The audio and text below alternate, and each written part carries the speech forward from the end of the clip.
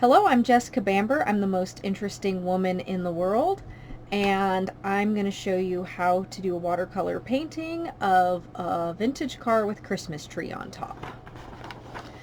So we're going to do a kind of generic, like 57 Chevy Bell Air with Christmas tree on top. We're going to do it in watercolor. I'm going to launch my Patreon page, and by subscribing or patronizing me on Patreon, you are going to get the video with audio, which you're going to get on YouTube as well. But you're also going to get my outline, and you're going to get a reference photo if there is one.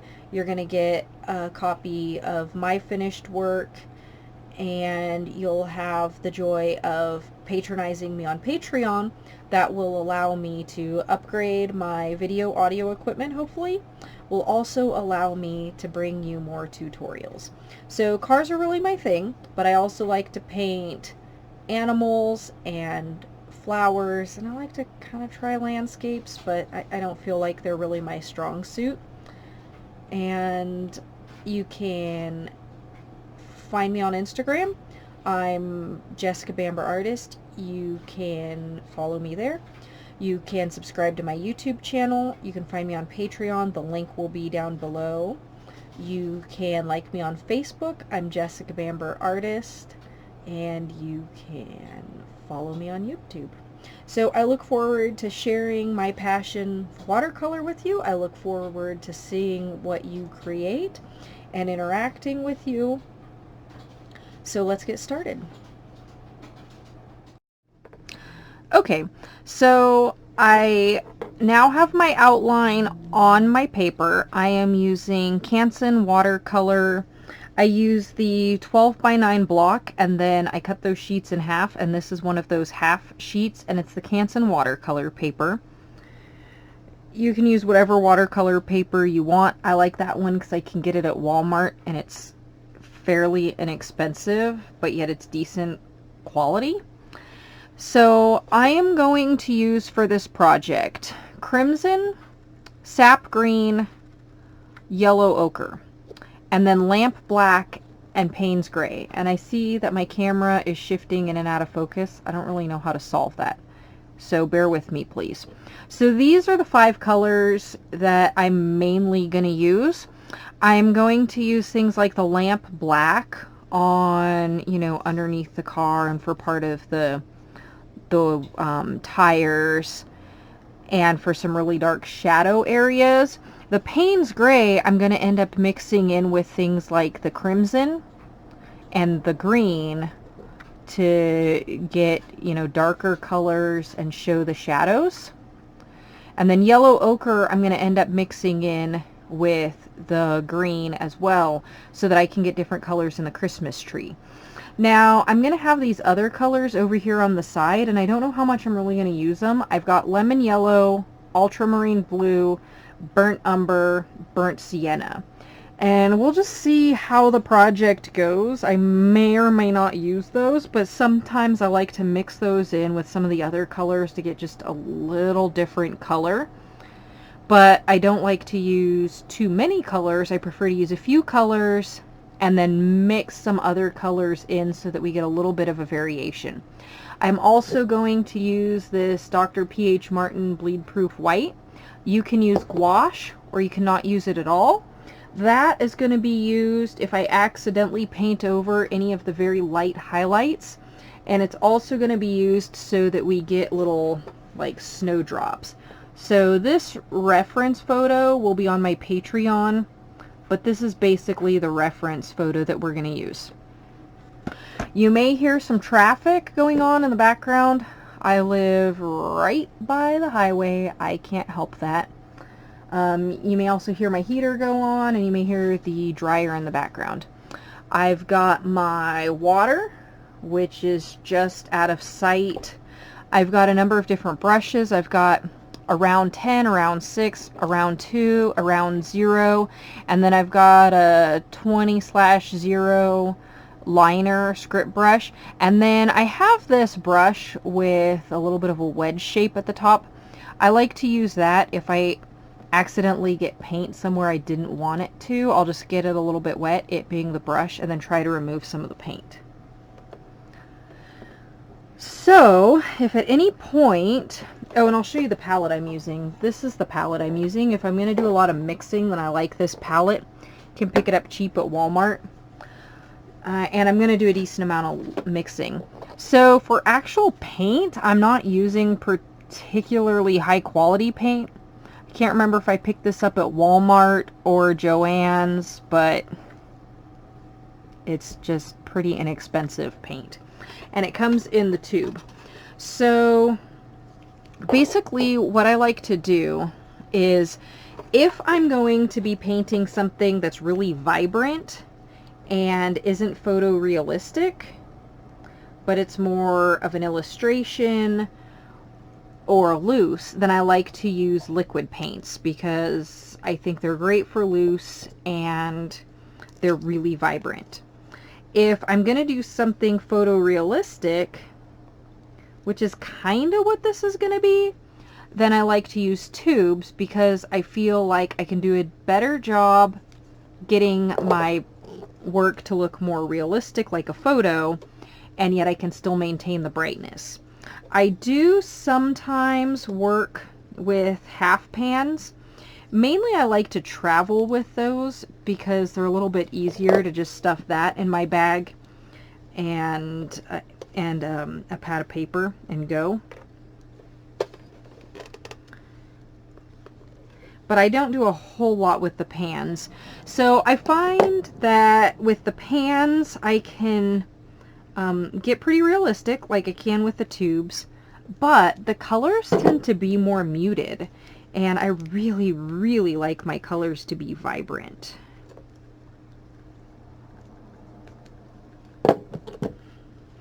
Okay, so I'm just putting paint on my palette here, and I really don't know why this camera is losing focus and gaining focus again. This is just a webcam that I'm playing with. And I actually had a video camera specifically for doing this with, but it turns out the quality was terrible. And when I ordered it, I didn't use it immediately, so I didn't realize the quality was terrible until long after the return period. So I was thinking, well, I could just record this with my phone. But then I remembered that I have this webcam, decided to try to film it with this. So bear with me. I'll get this dialed in. Hopefully you find what I'm doing to be so interesting and so valuable that you will live through the growing pains of my less than professional photo video setup. Okay, so something else I like to do when I paint is I like to have a piece of scratch paper that I can test my colors out on before I actually put it on the paper. And then you'll notice that I have what I'm going to paint on taped down. I'm just using the blue painter's masking tape because it's pretty inexpensive and it comes up pretty easily. Now, something for you to note is that you know, you might remove some paper as you're removing this blue masking tape or washi tape. So what you can do to help avoid that is you can apply some heat to the tape. You can do that with a heat gun or a heater that's blowing hot air or a blow dryer. Okay, so something else you'll want to have is a paper towel. I like to use these Clorox handy wipes because I can throw them in the washing machine.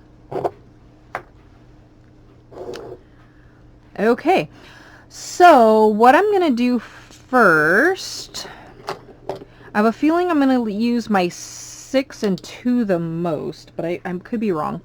So what I'm going to do first is I'm going to look at the lightest parts of this car, and I'm going to start, I mean, we've got some white here. I'm going to try to pretty much avoid that white area. You'll see it there in the reference photo.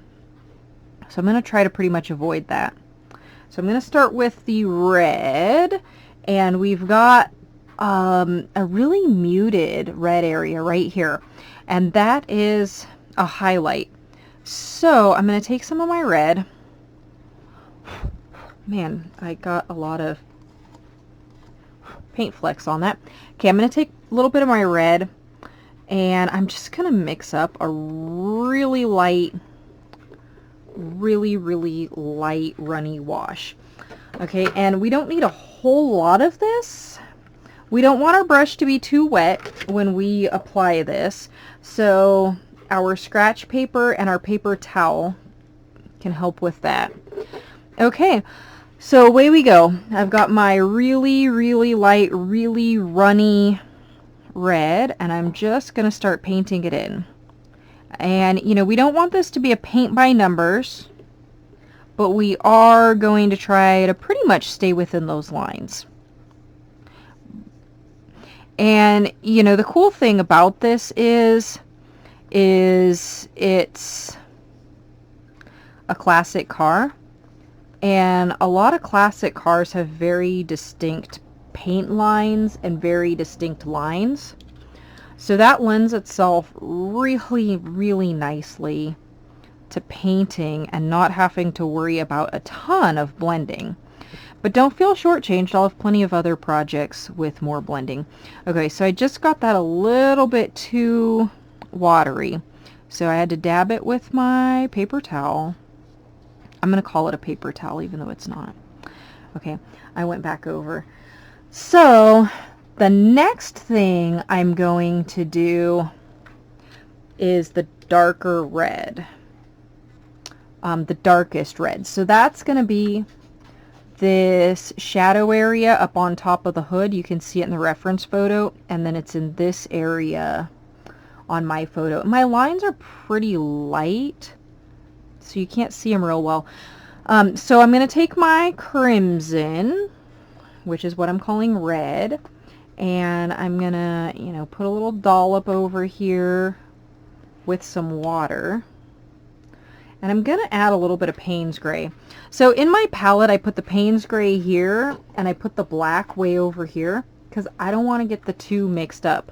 The black, I mean, they look the same when they're on the palette, but the black is really dark. I mean, the Payne's Gray is dark enough as it is, but you can really overpower and mess up a painting with black.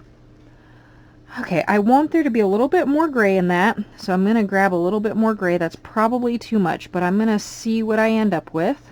That's pretty dark. Okay, yeah, that's a little dark, so I'm going to add a little bit more red. Now, by the way, those of you who are more advanced, I'm probably going to drive you crazy. Use the fast forward button. Okay, I think I like that red right there. So that's going to be what I use for this, the shadow area on the hood. And so this is a pretty watery mix. It's not quite as watery as the first color we laid down, but it's pretty watery. And I'm going to try to run my brush strokes along the lines of the car.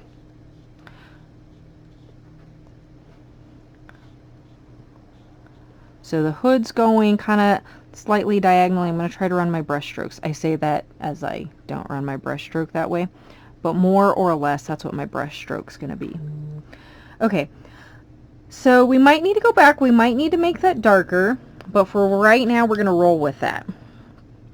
So the next color, oh, I see that we've got a little bit of that dark red, that shadow area right here between the light part of the hood and the really light highlighted red. So I'm going to go back in with some more of that shadowy red, I guess that's what I'll call it, and I'll put it right in here.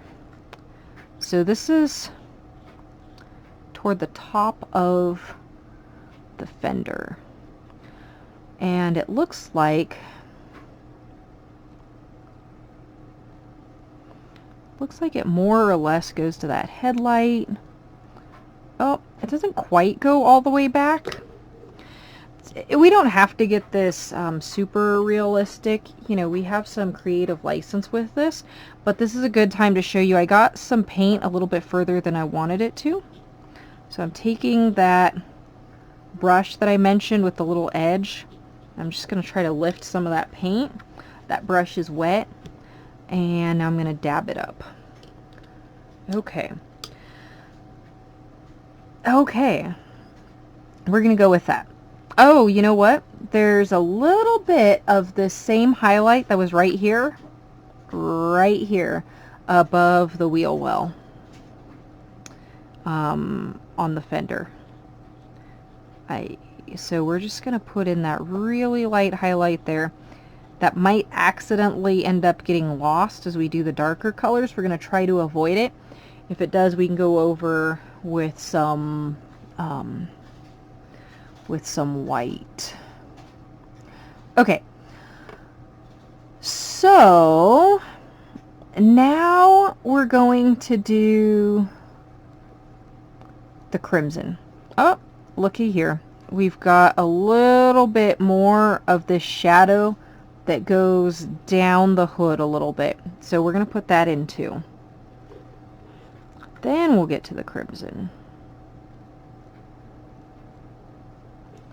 Okay. Now this we're going to blend because we don't want it to be blotchy there. Okay, now we're going to go to the crimson. So we're going to grab straight crimson, going to put it on another part of our palette, and we're going to make it runny.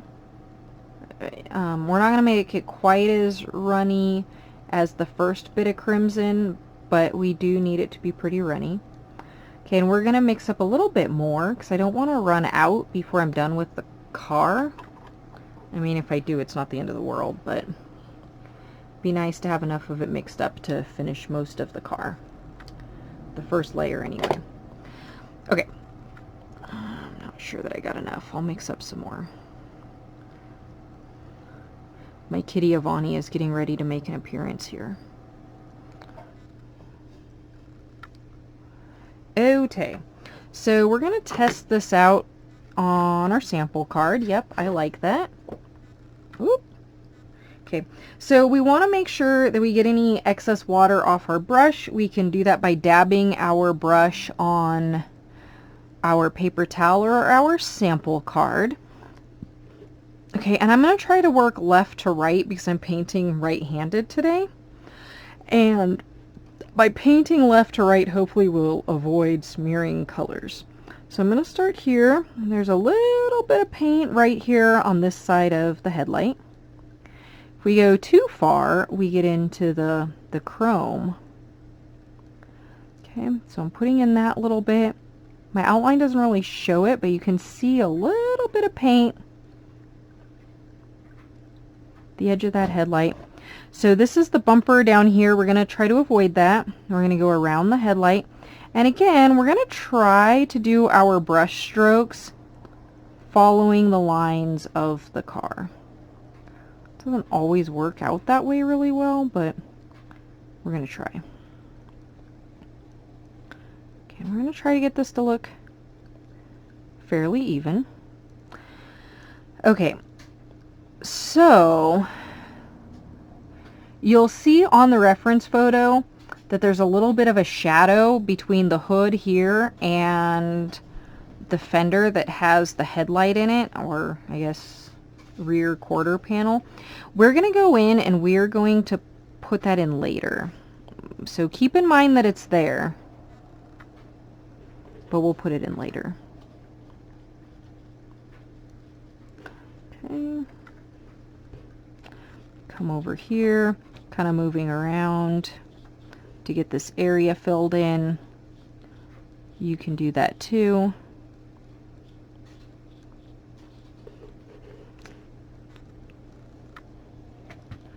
I'm looking a little bit runny, but I'm going to go with it.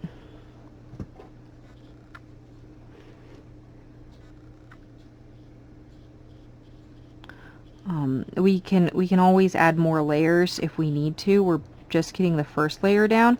I mean, we don't want to put ourselves in a position where we're adding too many layers, because you'll eventually get to a point where you're actually removing paint while you're busy trying to lay it down, and that's really frustrating. And it'll start to look overworked.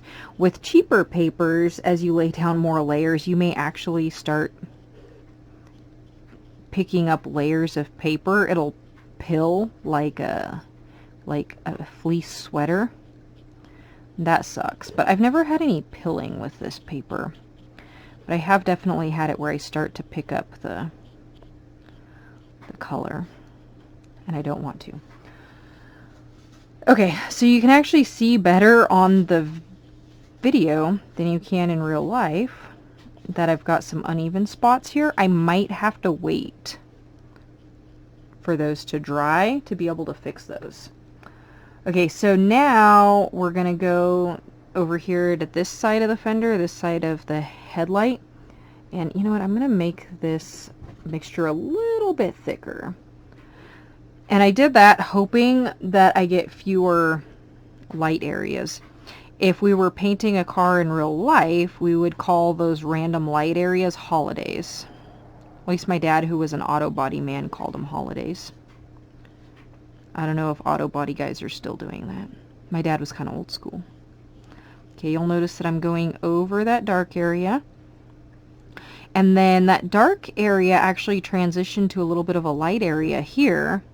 But it wasn't a super light, it was more like the mid-tone. So we're going to take the paint into this. Now between these two windows, that's the wind wing, that's the window, there's a post, and there's paint on that post as well. So we're going to apply the paint. We're going to avoid this mirror.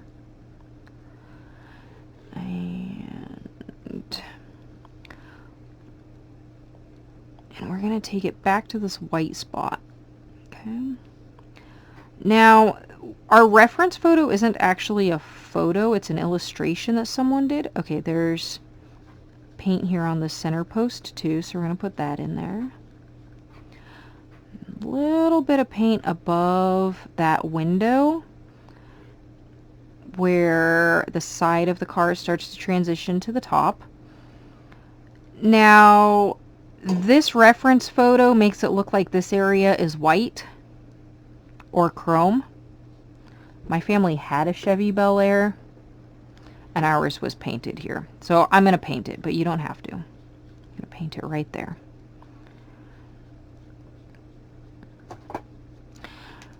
Okay, so it's hard to tell on this, but it looks like it's all chrome that goes around the windshield and the wind wing, and there is a lot of chrome, but there's also some paint, and the chrome pieces sit over the paint. So, you know, I'm using some memory here of my family's Bel Air. My daily driver used to be a 59 Rambler station wagon, which I realize isn't a Chevy Bel Air, but you know, it's similar era. And so the Rambler had paint here too. So I'm going to apply paint here and here. And we might end up seeing some hints of color up here from the roof. Don't necessarily want to go over where that chrome is going to be. Okay. Okay, there'd be some paint there too. Not critical if you don't do it that way, that's just how I'm doing it. Okay, now we're coming down here to around the headlight, and we're gonna bring some color out. So here you can see that I got a hard, well, you might not be able to see, but I've got a hard line from where I stopped here to where I started. And, you know, I used to freak out about the hard lines, but I kind of like them. Somehow they seem to add to the authenticity of this being a watercolor for me. So I try not to sweat it too much. I just try to have fun with it, which is what I want you to do. And, you know, my goal is photorealism on this. But my reference photo isn't a photo. It's an illustration. So I might not achieve photorealism. But I still think I'm going to end up with a cute car.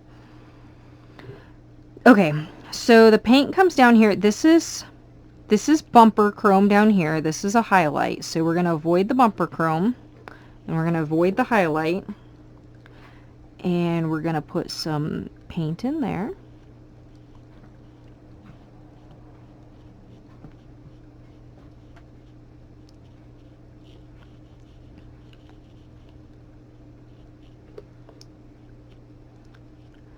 And if I'm going too fast for you, hit pause and, you know, get to the point that I'm at. If I'm going too slow for you, well, hit fast forward. Might hear my cat in the background clawing at things. Naughty kitty, naughty kitty. Okay. So this is the underside of the fender here. It's the wheel well, and it's dark, so we're not going to put red in there.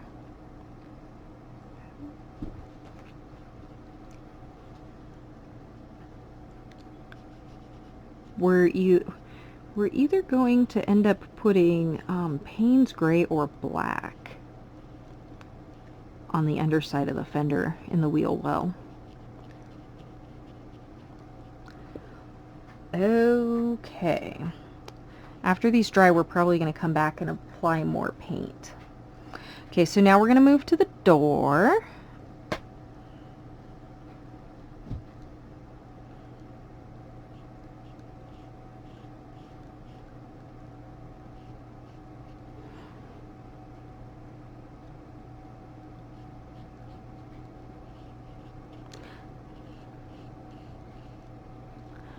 And I'm kind of going around the areas I want to avoid with the brush, just butting the color up to those areas with the tip of my brush, so that then I can come in and lay the paint on a little bit more quickly like this, following the lines of the door.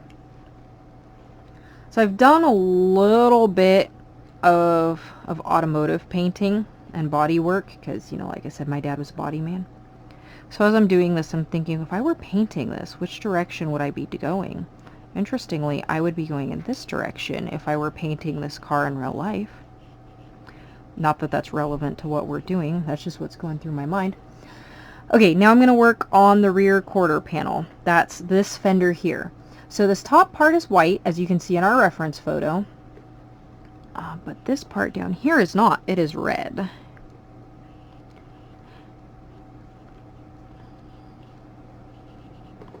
And again, I'm going to butt up to that paint line with my brush so that I get the color right up to that. And then I can go in with the belly of my brush and I can lay the rest of the color in a little bit faster.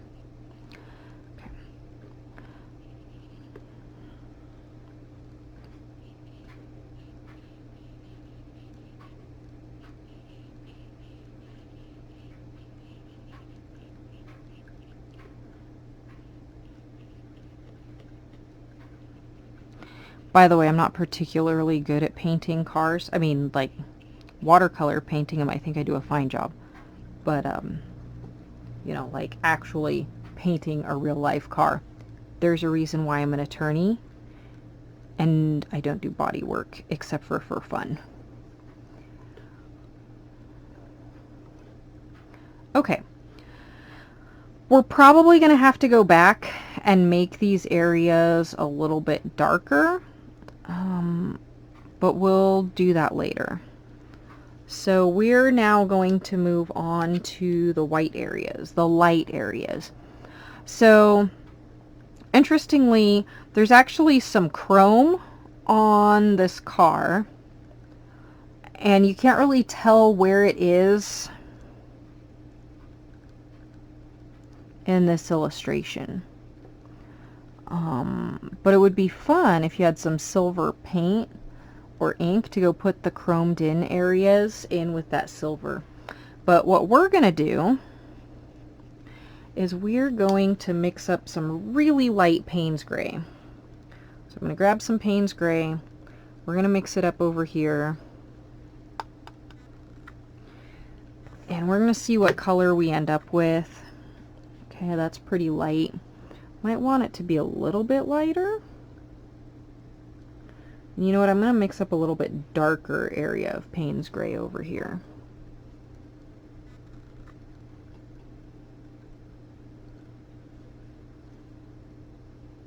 That way I've got it if I need it. Yeah, that's a darker area. So what we're going to do is we're going to go put in the really light areas that almost look white. So the really white areas we're going to leave alone, but we're going to go in and we're going to, with the Payne's Gray, do the next lightest highlights. There's a little bit of red in that Payne's Gray. Darn it. That's not what I wanted. I think it's because I had those flakes of paint. We'll roll with it. I'm going to mix up some really light Payne's Gray elsewhere on the palette, and hopefully it won't have any red in it.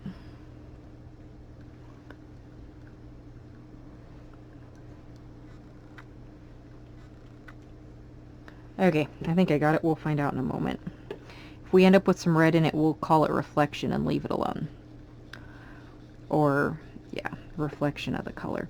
So, you know how a lot of times when you look at a window, there will be some color in it as it reflects what's around it, and then there will be some light areas? Well, that's what we're trying to express here, is those really light areas. Okay, and we just want there to be a hint of color, not too much. Okay, so we end up with some of those darker light highlights in the bumper and the headlights. My kitty thinks she wants to help me paint. She's not really good at painting. She really gets in the way.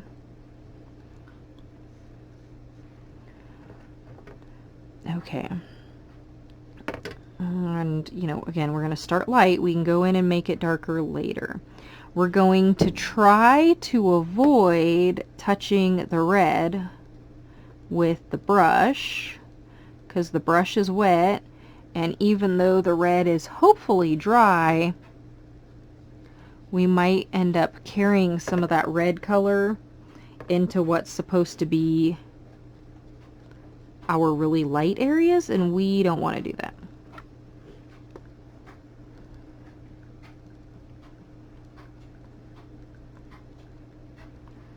Okay, so basically I'm just going over the headlights with this really light, you can hardly see it color.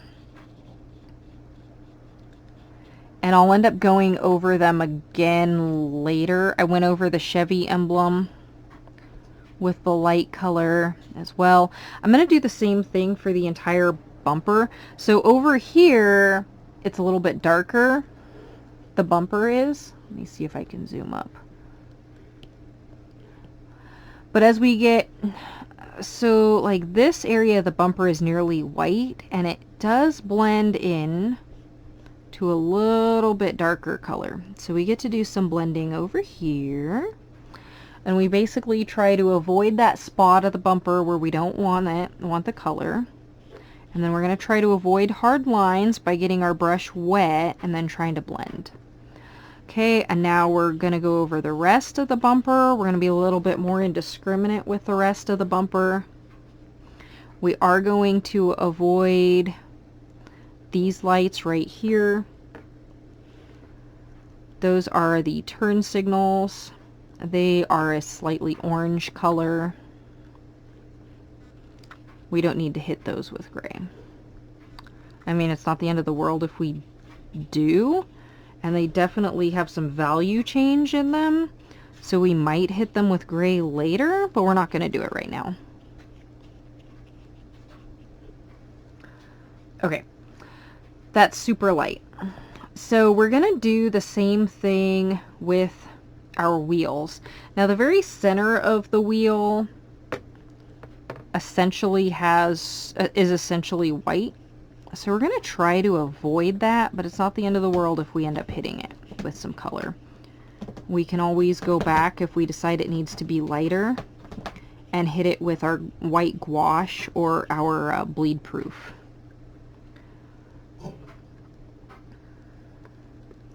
Okay, it might be hard to see exactly what I'm doing in my painting, but you can see where I'm going over with my brush, and you can see as I zoom in on the reference photo.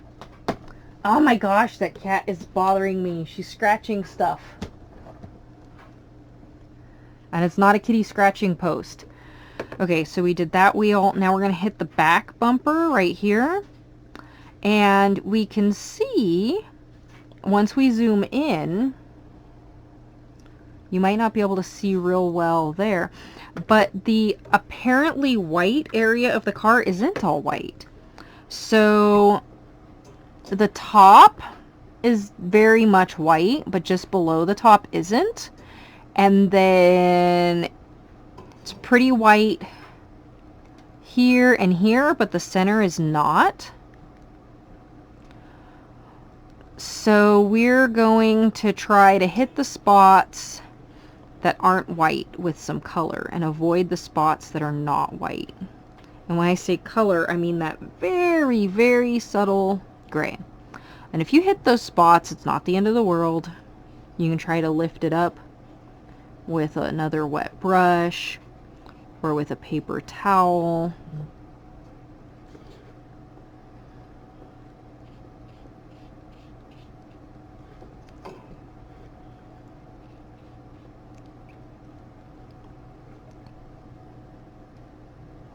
Or you can go over it with gouache or the bleed proof white. But it really looks good when you've got a highlight and you let that show through by not painting that area. Okay, so you can see on this reference photo there's a little sliver right there. That's actually the rear headlight. Or rear headlight, probably the tail light that we'd be seeing there if this were a photo, but it's not a photo. Not the end of the world if we get rid of that, but we might want to try to keep that. Okay, now we're going to go to the door handle. You'll notice there are all sorts of white speckles all over this photo. We're going to go make those speckles later with the gouache or our bleed proof white. So don't worry about trying to avoid those areas now to leave the speckles. Okay, so interesting, I'm looking at this headlight and I'm looking at my Payne's gray, and I said that I was going to add some other colors because I might want them later, and one of them was the ultramarine blue. So that I think I called it a headlight. That's not what it is. That mirror appears to have a little bit of blue in it. So I grabbed some Payne's gray. I'm grabbing some of the ultramarine blue. And I'm just going to try to make it look really subtle. I'm thinking that's not subtle. I think I need some more Payne's gray. So let's get that back in there, see what we end up with. Yeah, I like that better. We're probably going to end up using that in other spots on the painting as well. So we were painting with our 6. We can grab our 2 or our 0. You know what, I'm going to grab my 0. Oh, that's a 10-0, sorry. You could grab a 0, but apparently I didn't. Okay, and I'm going to add this bluish gray to this mirror, side mirror. Okay, and now we want to try to think about shadows when we do it, and we can kind of see some of that, and shadows and highlights and reflections. We can kind of see some of that in the reference photo. Maybe if I make this a little bit darker. Didn't really work. Anyway, it'll come together. So So we're gonna make it a little bit darker, and it was just a little bit wet there, so that spread in a way I didn't want it to. So I picked up that color with my paper towel. I'm gonna go in with a little drier brush, and I'm gonna try to put that in. Okay, and I want a little bit darker down there. Okay. Okay. So now I'm gonna go to my 2, and I'm gonna put in the lighter gray areas of the chrome around the windshield.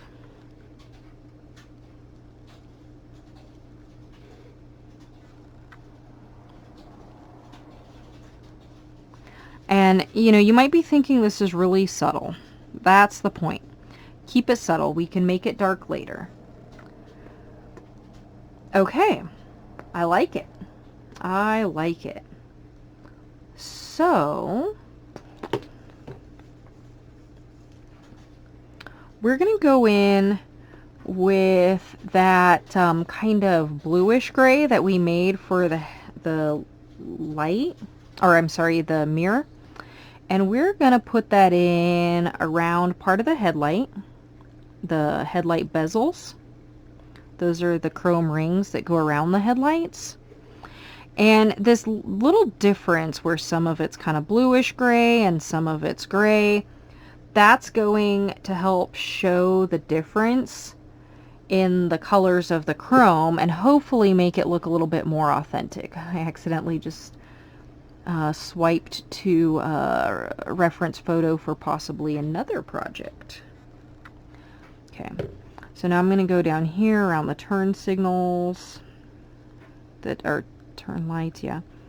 Add in that color. I notice that we've got some of that bluish gray color up on this part of the chrome that's nearest the hood. So we're going to put that in there. Okay, and we're going to go back around this turn signal and we're going to put in some of that bluish gray.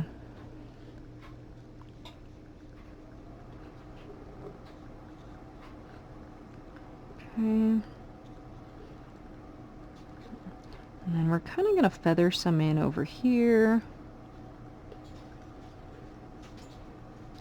Okay, and now we're going to put it in on the bumper. This area of the bumper here is kind of a bluish gray, and it's darker than this area of the bumper here, and it gets lighter. So we lay down that color here, and it's darker, and we're kind of spreading it out. And we're going to get our brush wet, and we're going to keep spreading it. And we're going to try to avoid that really light spot. And it's going to get a little bit darker over here.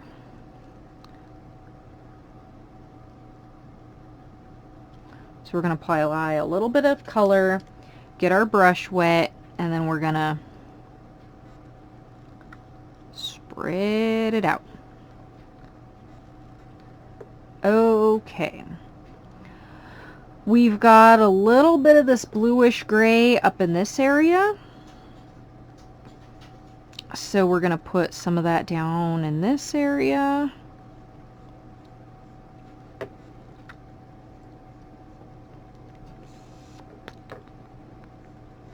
And that bluish gray follows the red here. Okay, and then we've got a little bit more of that bluish gray on this back bumper. You know, where it kind of gets closer to the body of the car. A little bit of shadow in there. Okay, and then we can see some of that bluish gray here on our wheels. So we don't necessarily have to put that in now, but we got it on the brush. We might as well.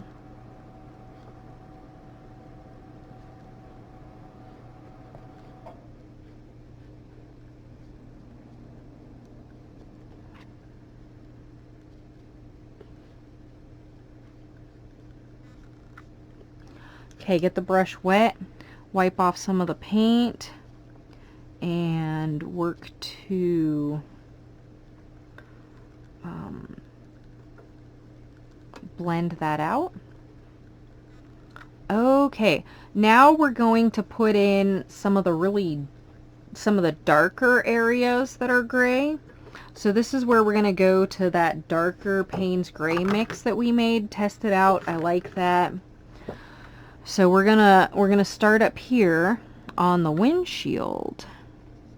And what we're seeing in this area is that little area is the wind wing on the passenger side, and then that's the little divider between the wind wing and the window.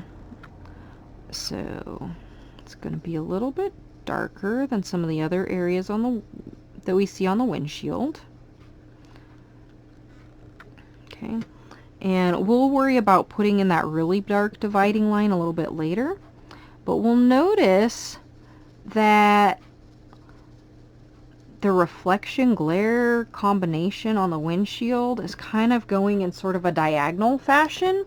So we're still using that darker Payne's gray mix.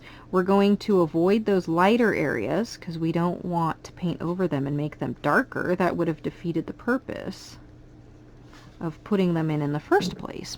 So we're just going to butt up against them.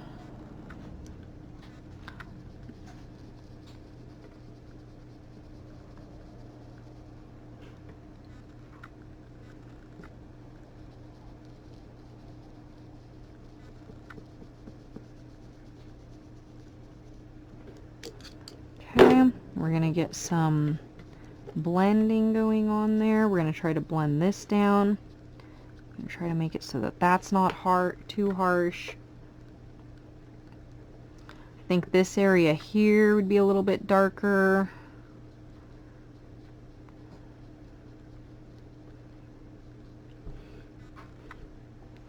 And then maybe down here by where the windshield wipers would be. Get that brush wet, dab it off. We're going to try to blend a little bit more.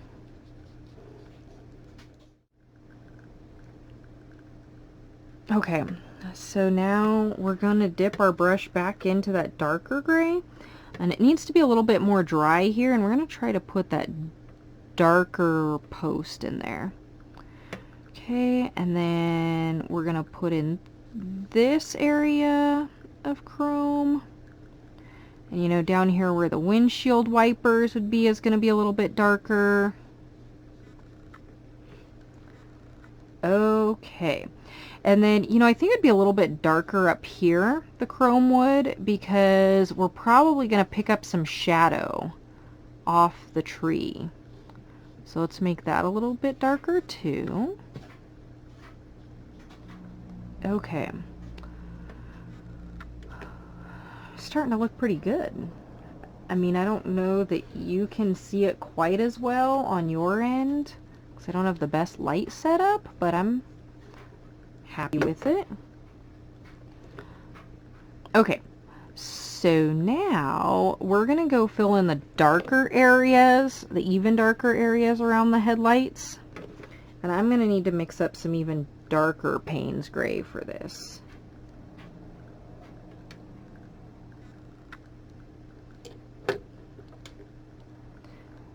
And to do that, I'm just not going to water it down as much. Okay, I think that works for me. I might end up needing to grab a finer brush, but we'll see what we can do with this. Okay, so it's a little dark there, and then it's going to be a little bit dark up here because this chrome piece here is almost like a little eyebrow that juts out a little bit over the light. And then there would actually be some darker areas within the lens of the light.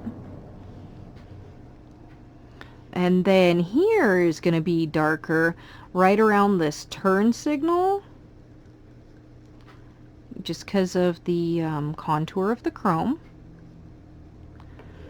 Okay, we've got some really dark areas here in the grill. And we can go about painting this in a couple of ways. Either we can paint between the white areas in the dark gray, or we can just paint the whole thing dark gray and go over with the bleed proof white. I'm going to attempt to avoid the white areas and paint the gray areas. We'll see how that works for me. And if it doesn't, then I can go over it with the bleed proof white.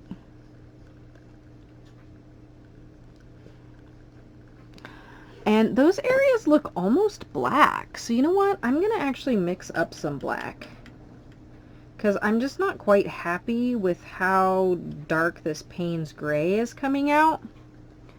And I can always make the black a thinner mixture so that it's a little bit lighter. So I'm actually making some watery black.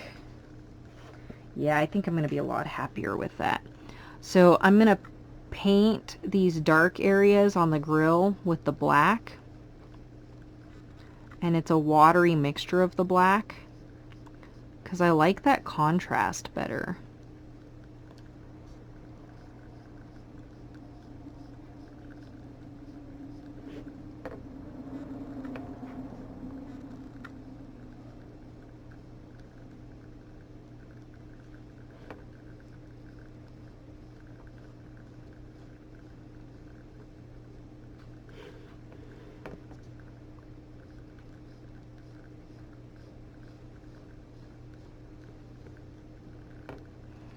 Cool. Okay, I'm gonna go back and I'm gonna hit some of those darker areas around this headlight with this watery black, just get a little bit darker. I'm going to hit this area between the fender and the hood with black. Now sometimes when I go in and I put these black lines in, that's what takes my painting from looking like it's photorealistic to looking like an illustration, and I sometimes don't like that, but we're gonna roll with it, see where it takes us. Okay, and I'm putting in that black area here too. Okay. Now, you know, for this headlight, we've got a little bit of a dark area up here.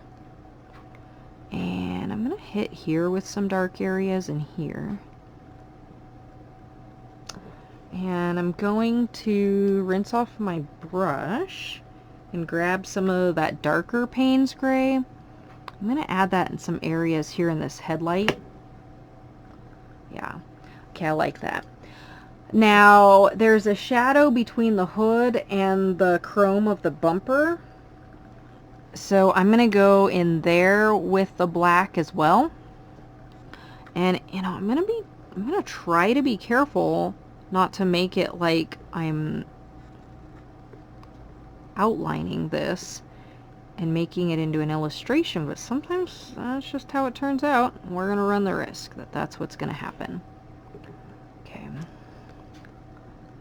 Okay, we've got some darker areas here that I'm going to hit with this black around the turn signal. We got some dark area here and here. We've definitely got some dark areas here. We're going to hit those with the black. Make sure that you don't have too much water on your brush. Like that, I think, is a little bit dark, so I picked it up with my paper towel and I'm going to go over it. Okay, so at this point I'm going to go in and I'm going to paint these areas that are really dark because they're shadowed by under the car. I'm going to paint those with that same black mixture that we ended up using for the grill. I want to get those in so that I can figure out if the rest of the painting needs to be darker. Now this, I think, would actually end up being a shadow. So you can either make it all dark like they do in the reference photo, or you can kind of make it a shadow off of this wheel, tire. I'm gonna do that. Okay, I'm gonna go for a darker black mixture for this wheel, because it's totally in shadow underneath the car. I'm probably gonna make it even darker than that. Okay, I'm gonna make this wheel well here nice and dark as well. Oh, the brush isn't quite wet enough.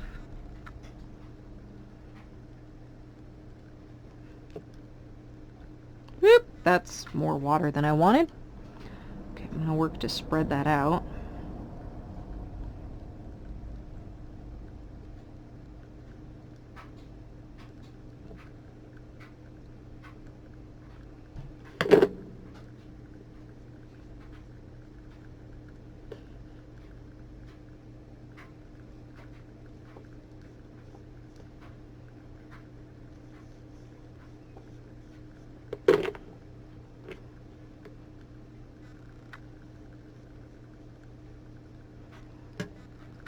Okay, I want that area to be a little bit darker. This here that I'm painting now is probably just the shadow underneath the car. And this should be really dark in my opinion. So that's what we're going to try to achieve. Okay. Now, our tires are going to be darker as they're up closer to the wheel well, because they're not going to get a whole lot of light. They're going to be shadowed by that wheel well. So we're going to, you know, paint that with the black, and then we're going to wet our brush, and we're going to try to blend that color down so that we get a little color variation. I don't know that I really succeeded in doing that, but we're going to roll with it.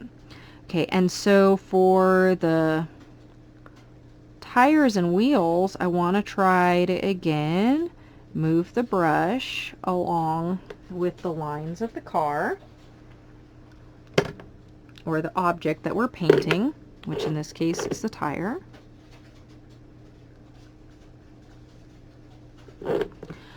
This one here, I didn't do the best job distinguishing between the sidewall and the tread, but you know, that's okay. It's not always easy to distinguish.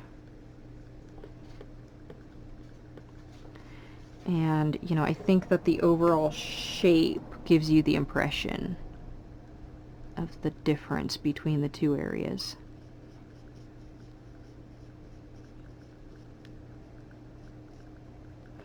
Okay, again, wet that brush, do a little bit of blending. Okay, so, come on. Doesn't want to zoom the way I want it. So you'll notice these areas are pretty dark too, and that's where we're like seeing through the rim. So we're gonna paint those with the black as well. Oh, now I got a really dark black. I'm gonna have to go back and make my other darks blacker. My other blacks darker. You got me. Okay, so we're just painting those areas black.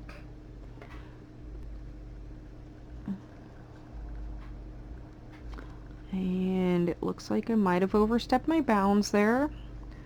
I can either pick up that paint with my brush, or I can go over it with the bleed proof. I think that one I'm going to go over with the bleed proof.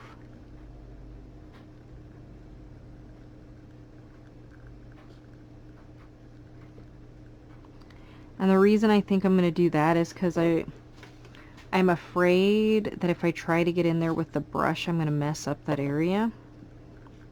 But I know I can get what I want with the bleed proof.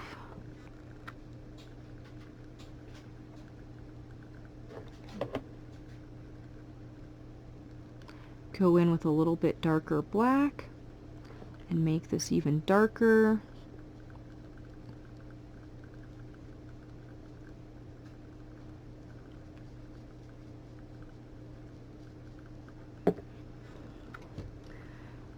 Yeah, I like that. Okay, so we need to put a little bit more detail here in the rim because I think it's looking a little bit awkward.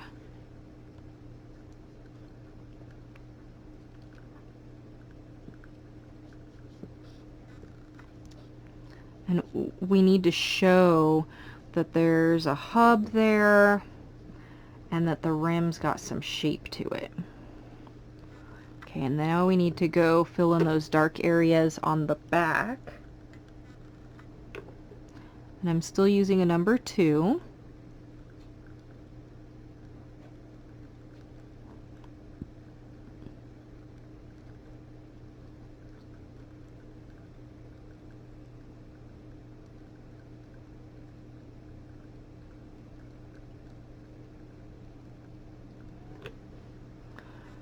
Okay, so on this one, we're gonna go grab some of that darker gray, and actually I'm gonna bump the camera. No, I'm gonna try not to bump the camera again. I'm gonna go with a little bit smaller brush, and I'm actually gonna try to find my 0. Okay, I found my 0. And this is a Princeton Heritage brush. Oh, darn it, I just picked up more of that black. That's not what I wanted. I wanted to pick up the darker gray. Okay. So I'm going to try to show the contour of the rim, show that there's a hub in there, and just get a little bit more color in there. I might need to go over that with the black to try to help. Okay, I'm gonna go in and make this even darker with the black because I'm just not happy with how dark it is. Okay, and I'm going to keep in mind that it's going to be darkest up near the fender and down near the ground, just because of how shadows work. Okay, and up near the wheel well. Got a little more water on that brush than I would like, so I wiped it off on my paper towel. Okay, so now I'm going, I washed the color off my brush, and I've just got a damp brush. I don't want it to be too wet, or I'm going to pick up color that I didn't want to. And I'm going to try to blend this darker black up and down so that it fills in the tire, but we still get some shade. Okay.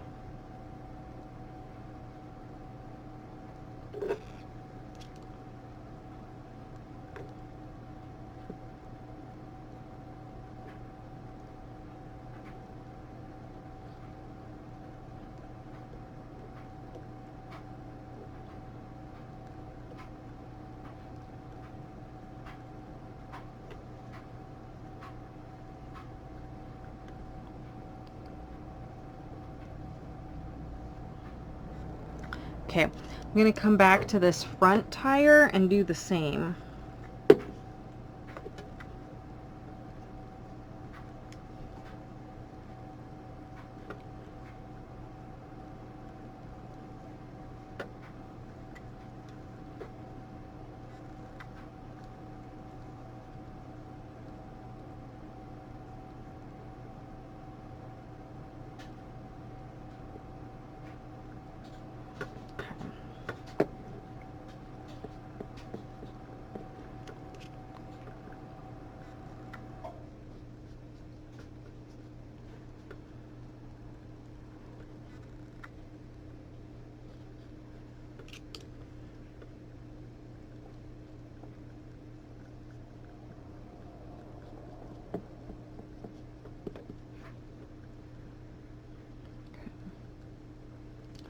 Want this wheel well to be even more dark. I'm going to go in and make that more dark.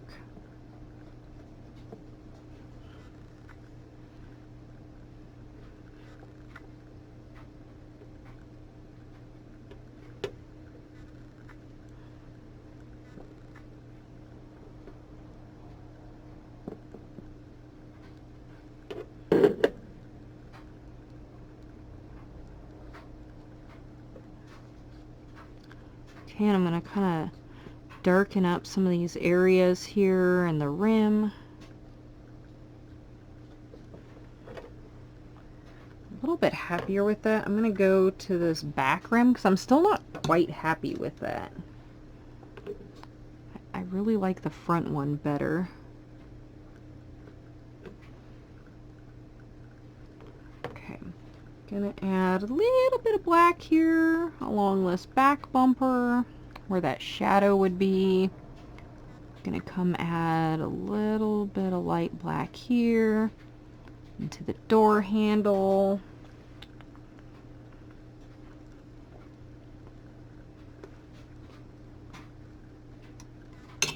I'm gonna go with some more of it here in the grill.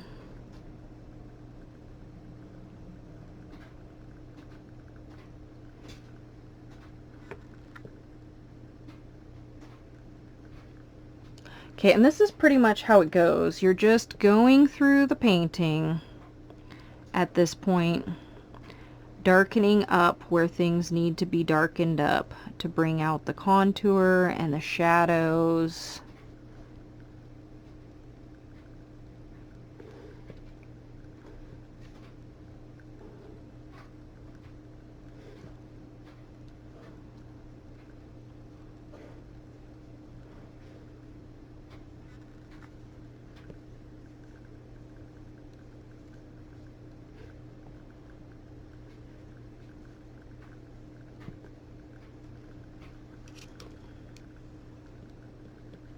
I just kind of added some little lines there in black, and I'm making it a little bit darker to kind of give it a little bit more shade. I really want this to be darker, this tire, so I'm going to grab my number 2 and I'm going to get it wet, but not too wet. I'm going to pick up some of that dark black and I'm going to go over this tire with that dark black. And it butts right up to that bumper, image-wise. Obviously I don't want to paint the bumper black, but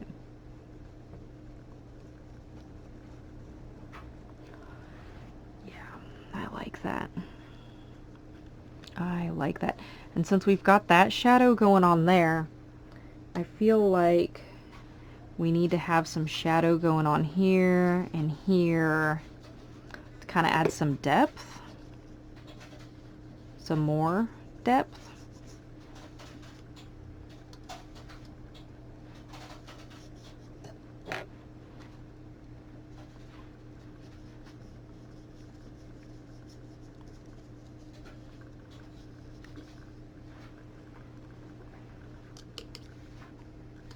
Cool, and I'm doing this with the black instead of the gray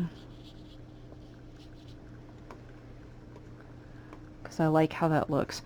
Okay, I think, okay, we need to make this back window darker. So I'm going back to that darker gray mixture and I'm going to put in the dark area in that back window.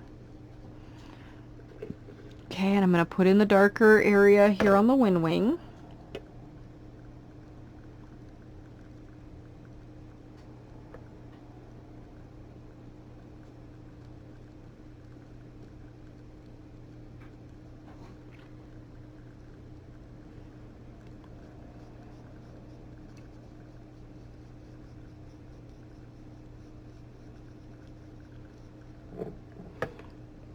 Okay, and I'm going to put in that dark area here on this window.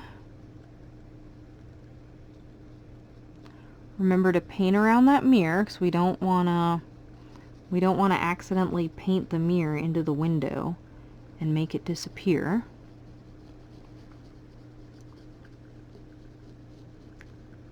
Remember that it's probably going to be darker up near the roof of the car because we're catching some shadow off of that tree. So we want to make sure and get that into our painting. It's going to be the same on this windshield as well, so we can go ahead and make that a little bit darker too.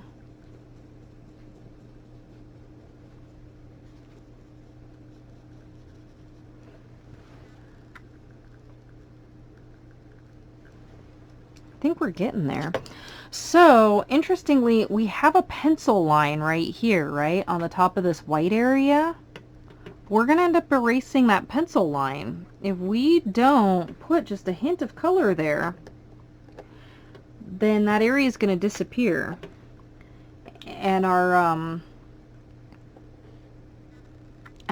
nope, that's not the color I want. Our fender will disappear. We don't want that. So we can do a couple things about that. I'm going to grab my 0. And I'm going to grab, you know, a light gray. And I'm just going to subtly put some color in up on the top.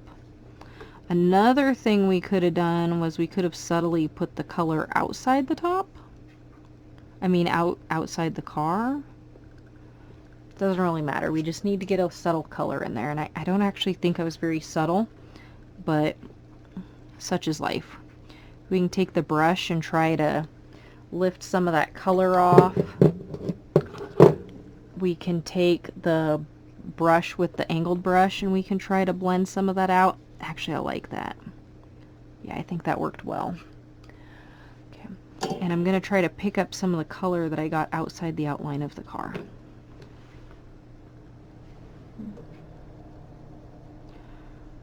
Cool.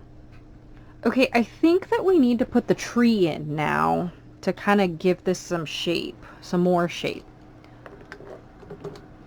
So for this, we're going to take the number 10 and we're going to take the, what is that?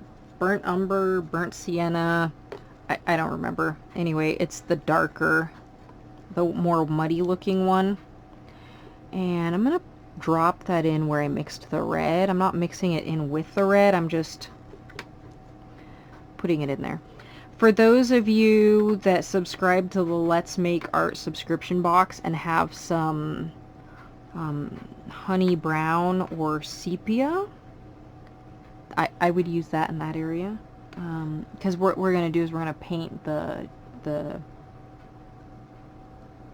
base of the tree. Okay, so I'm going to pick up a little bit of black. This has the potential to make it really, really dark. We don't want to overpower the brown color, but we do want it to be dark. I think I want it to be darker than that. So I'm just picking up more black until I'm happy with what I've got. Okay, so you can see on your outline, you can see on your reference photo, on the reference where that trunk would be. On the reference photo, I think it's green, but I don't like that. I don't want it to be green. I want it to be a blackish brown. Okay, now we're going to mix up some green for the tree. My green is pretty dry. So I'm going to pick up that green. I've still got some of that brown color on my brush. So this is going to give me kind of a greenish brown. So I want a few greens. I want kind of a greenish brown or a brownish green. I want a nice sap green, and I want kind of a yellowy green. Okay, so I think that's turning more into a sap green, which is cool with me. Okay. So our yellow green is going to be the lightest. So I'm going to pick up some of that yellow ochre, and I'm going to mix it over here too. I'm going to put just a little bit of green in there because I want it to just be slightly green, not too green.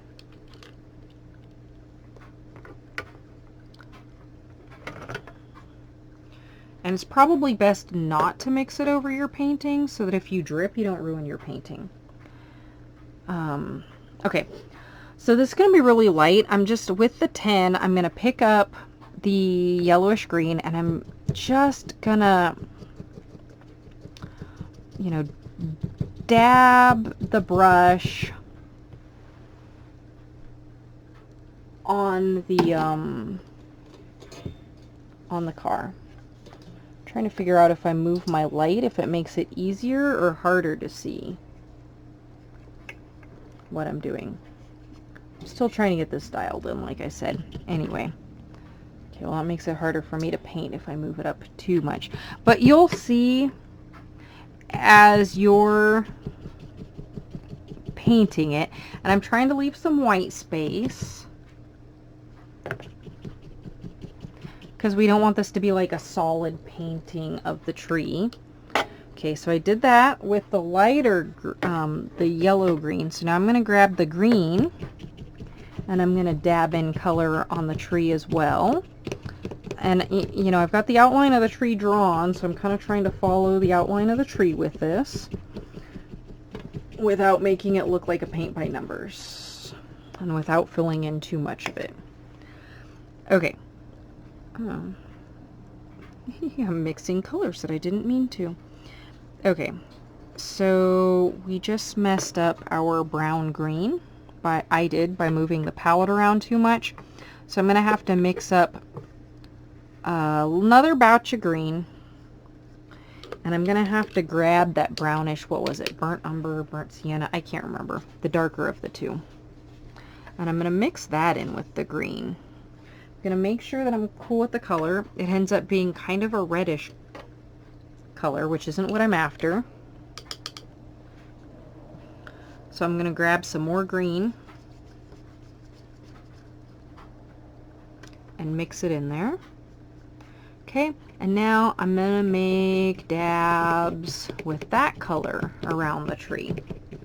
But we're just giving the impression of the tree, okay? So you don't want to color it all the way in. And I'm not sure that you guys can see my painting very well. I'm sorry.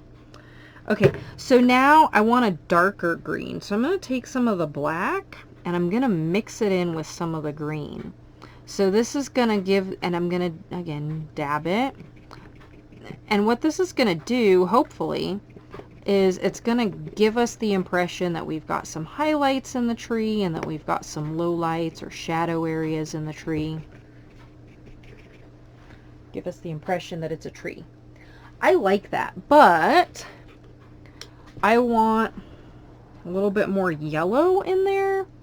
So I'm just going to take straight yellow ochre, make it a little bit watery, and just dab some yellow ochre in there as well. Don't want to make it look like a fall tree. I think I like that. So I want my car to be a little bit more bold, the color of the actual car. So I'm going to come back to my round 6 and I'm going to make sure that I didn't mess up my colors too badly when I accidentally mixed everything. I'm going to go over this shadow area that had the reddish gray. I'm going to go over it with a very, very watery crimson, which I've been calling red. That will hopefully make it a little bit darker. I'm going to go over that on the fender too. Hopefully that'll make it a little bit darker but a little bit bolder. Okay, now I'm going to grab that crimson and I'm going to, well, that's not the way I want it. It's a little watery. So I'm going to grab some less watery crimson and I'm going to pick up that water spot with my paper towel because I don't want it there.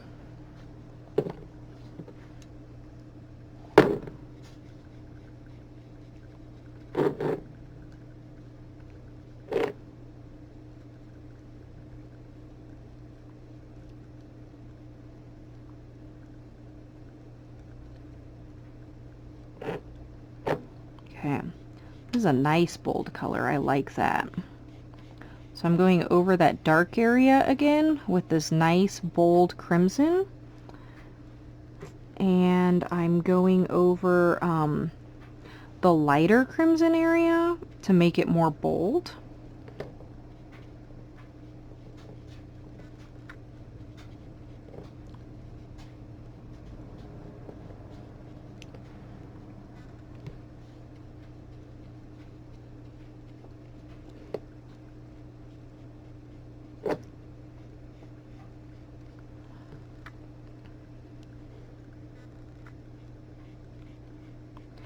Okay, and right now I'm just pulling this, the color on my brush, I'm pulling it directly from the crimson area mixed on my palette so that I get this nice dark color, or I mean bold color.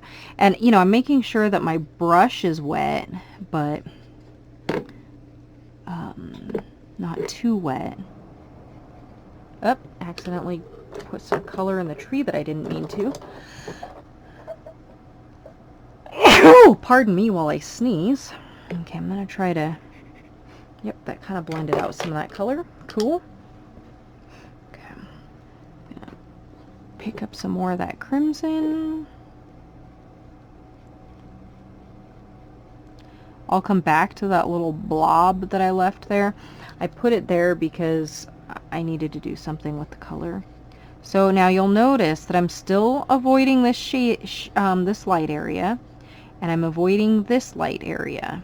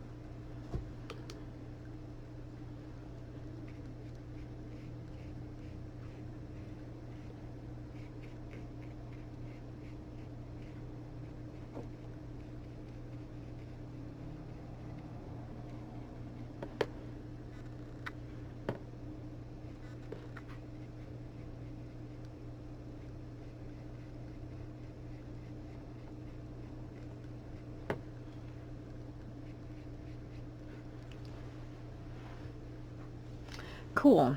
You know what? I think I'm going to make this highlight area a little bit darker. Just a little bit, not too much.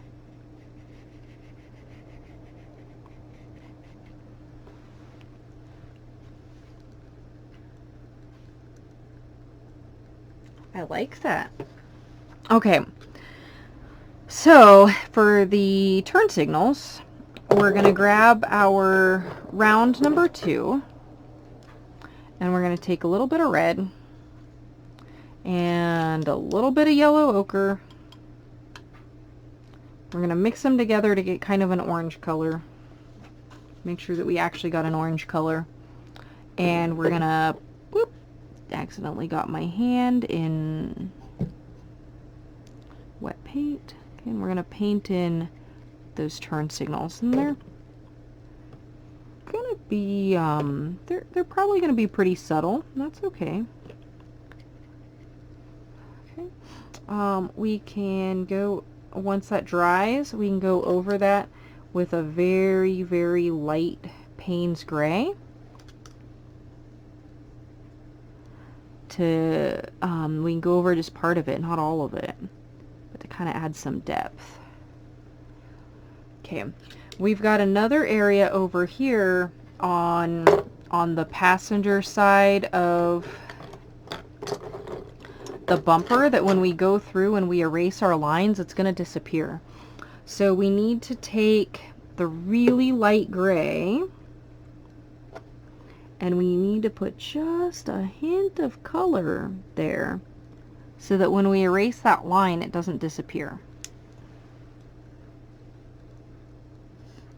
Okay, I'm going to see what happens when I turn off my light. I'm going to see what you pick up on the webcam because I feel like you can't see the picture as well as I can. Yeah, maybe I shouldn't have had that light on at all. So there you go. That's essentially what we end up with. And I'm pretty happy with it.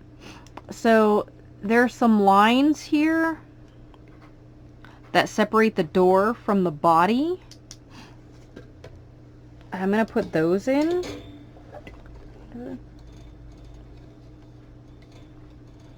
Playing with my light a little bit. I need some light, but I don't want it to be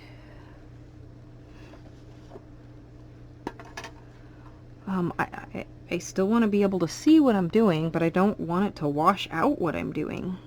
Okay, so I'm going to take the black, and I've got my round 0, and I'm just putting in very lightly the color that separates the door and the body.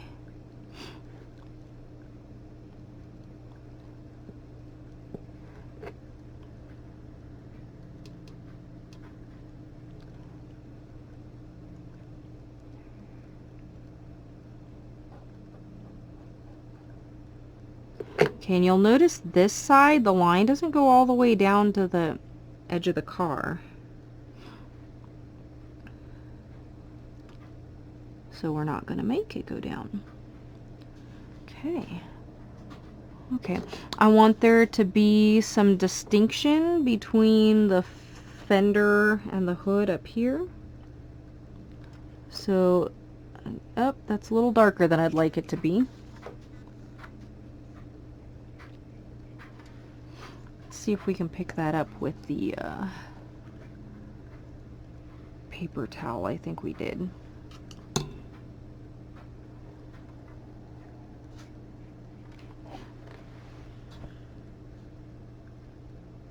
Cool. I like it. Okay. So, I noticed that there's some pretty dark areas on the tree. I'm going to turn this light out again because I feel like you can see it better when the light's out. I'm going to take my round 6 and I'm going to pick up a little bit of black. I don't want it to be too watery, but I'm going to dab that. But I also don't want it to be too dark, and I'm going to dab that into the tree as well so that we get some darker areas in the tree.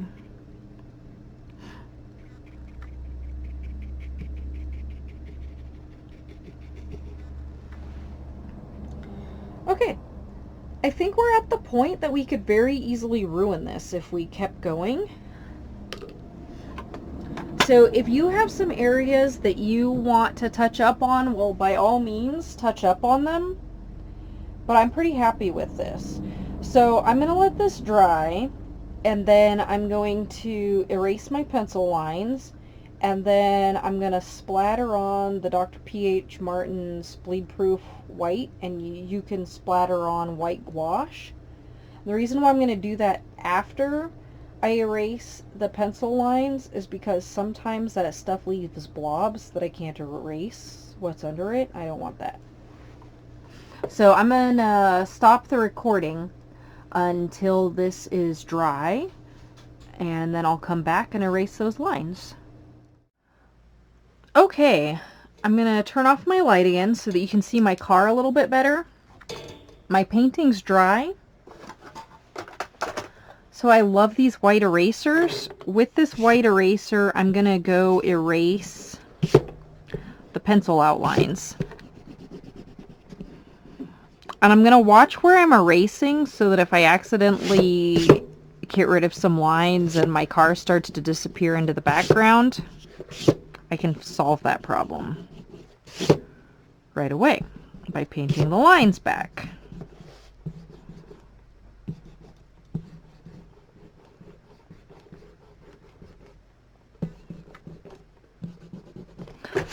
Okay, so you're probably not going to be able to get rid of all of the lines. That bothers some people. It doesn't bother me. It is what it is. We live with it. If it bothers you, you can sketch lighter next time. Supposedly there are also some pencils where the lines disappear when you paint over them. I've not played with any of them, so I don't know how well they actually work. Okay, so there are some little highlight areas. I've got my Dr. P.H. Martin's Bleed Proof White. And I'm going to go touch in some of those areas with that. You can use gouache if you don't have this. Okay. And I feel like this just gives a little extra pop to those highlighted areas. This area here is, darn it, not completely white. I was trying to get something kind of muted, so I'm going to lift that off. Okay, I got to turn the light back on while I do this.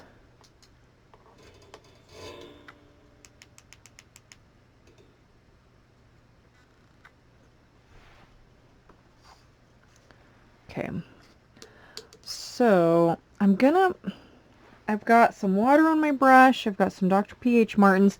I'm going to paint over some of my color on my test sheet to make sure that it's semi-opaque. So I want it to be lighter.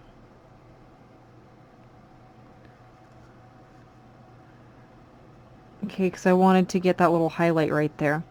Okay, now I want some definite highlights in my headlight and on my emblem. Maybe a couple here. Oh yeah, I said that I would end up having to fix something over here on the black, but I actually think it ended up looking pretty good. Okay. Well, let's do a couple little highlights on the turn signals. Oh, you know what? We can kind of neaten up these lines here in the grill too, the white areas, with the Dr. P.H. Martin's as well. You don't have to, but if you got a little bit sloppy with your dark, you can go in and neaten that up with the Dr. P.H. Martin's. Okay, I don't want to overdo it. I could very easily screw this up, just like I did there.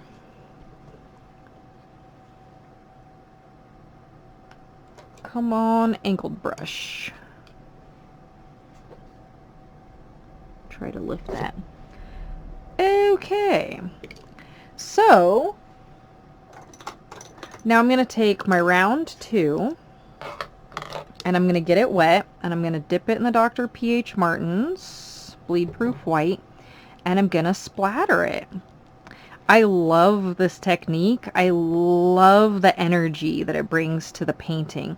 Now, some people like to use a toothbrush to do this. I don't have a toothbrush in my collection. I should probably add one. Okay, I just dipped my brush in some water with some of the white on it. Now, one thing you have to keep in mind is that can make the white really runny, so you might end up with some blotches that you didn't want. But, you know, this is supposed to be kind of random and energetic, and it's also kind of, in this one, supposed to look like snowfall. Oh, I see where I wanted to add. Right here. Got that Dr. P.H. Martin's. And I want to make sure that I've got a highlight for that, well, darn. That took it a little bit too far.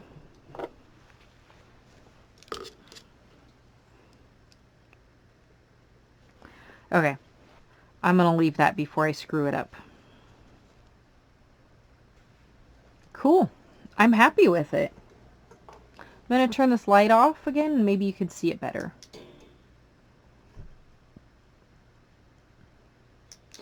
Yeah, we're going to call that a day. So I'll recap my bleed proof white because I don't want to mess it up. I don't want it to dry out. When this is all dry, I will slowly remove, actually, you know what, I can slowly remove the tape right now. So you know, this could pull up some of the paper because I didn't apply any heat to it. It's a risk I'm going to take right now.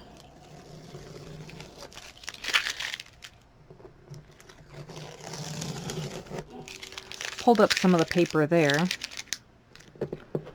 Not the end of the world. Cool. So now we're going to date and sign.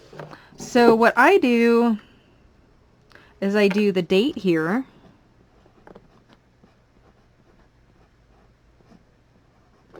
And then I do the name, and often I will do multiple copies of the same thing. So this is Chevy Bell Air. I can't spell worth a darn. And this is number 1. And then I sign my name.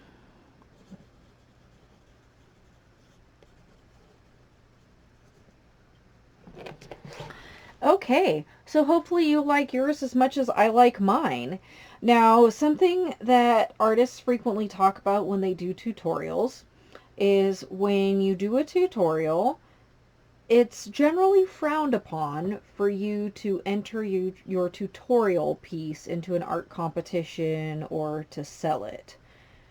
The idea being that this is my interpretation of how to do this, and I showed you my interpretation so that you can learn something, and you know, once you learn enough that you're comfortable, you'll come up with your own interpretation. Sometimes you'll use mine, sometimes you won't, and you'll create your own piece. I would, however, love to see what you created. So feel free to post on Facebook and tag me, Jessica Bamber Artist. Feel free to do the same on Instagram, Jessica Bamber Artist, or hashtag Jessica Bamber Artist. And I look forward to hearing from all of you. Thank you so much for following my tutorial.